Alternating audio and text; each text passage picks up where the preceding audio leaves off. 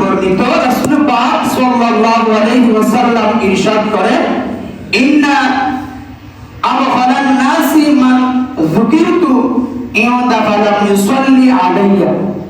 সবচেয়ে বড় কৃপণ ব্যক্তি হলো যার সামনে আমার নাম উচ্চারণ করা হয়েছে অথচ আমার উপর দরুদ পাঠ করে না।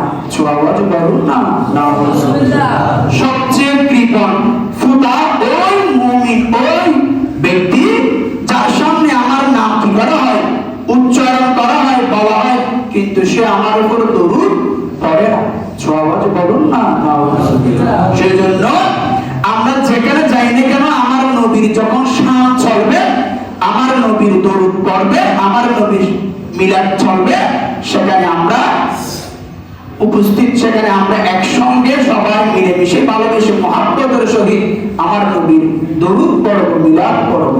মহান আল্লাহ তাআলা পড়ার সেই তৌফিক দান করুন। সকলে বলুন আমিন। হযরত আবু দারদা রাদিয়াল্লাহু তাআলা থেকে বর্ণিত রাসূল পাক সাল্লাল্লাহু আলাইহি ওয়াসাল্লাম ইরশাদ করেন, মা সাল্লা আলাইয়া হিনা ইউসবিহু আশরান ওয়া হিনা ইউমসি আশরান আদরাকাতুহু শাফাআতি ইয়াউমাল কিয়ামা।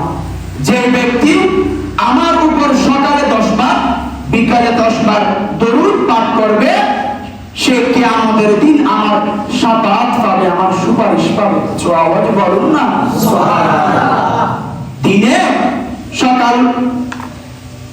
সকালে 10 বার বিকালে 10 বার যে বান্দা, যে উম্মত আমার নবীর উপর দরুদ পড়বে, ওই ব্যক্তি শাফাআত পাবে, কাল কিয়ামতের দিন আমার নবীর সুপারিশ পাবে।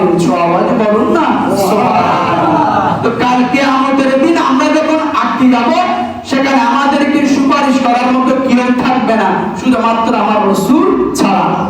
তো বিপদের সময় যাকে পাবো তাকে দুনিয়াতে থাকা অবস্থায় তার দরুদ পড়ে সুপারিশ করবে, এটা ওয়াজিব, এটা আমাদের বাধ্যতামূলক করে ফেলতে পারবো যদি আমরা বিকেলে 10 বার সকালে 10 বার বিকালে 10 বার দরুদ পড়ি।